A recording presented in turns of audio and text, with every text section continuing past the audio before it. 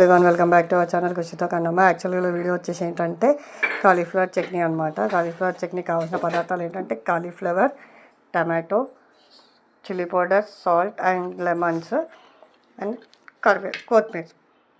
విధానం చూపిస్తాను వచ్చేసేయండి. తయారు చేయడానికి ఫస్ట్ ప్యాన్ పెట్టుకోవాలి.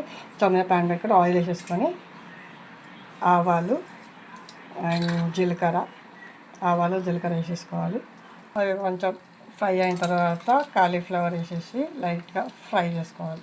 ఇట్లా మధ్య మధ్యలో కలుపుతూ ఉండాలి, ఎందుకంటే కింద అడగంటకుండా కాలీఫ్లవర్ ఎట్లా ఫ్రై చేయాలంటే జస్ట్ కొంచెం వాటర్ అనేది ఇంకిపోయేంత వరకు ఫ్రై చేయాలి.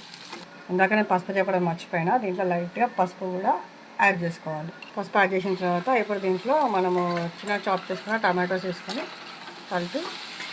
కలపాలి. మొత్తం కలిపి మిక్స్ చేసి టమాటా అనేది కొంచెం మగ్గేదాకా కాలీఫ్లవర్ టమాటో మగ్గిన దాంట్లో తగినంత కారం, తగినంత ఉప్పు వేసుకోవాలి. ఒక 2 నిమిషాలు మగ్గనివ్వాలి. మగ్గనించిన తర్వాత కొత్తిమీర యాడ్ చేసుకోవాలి.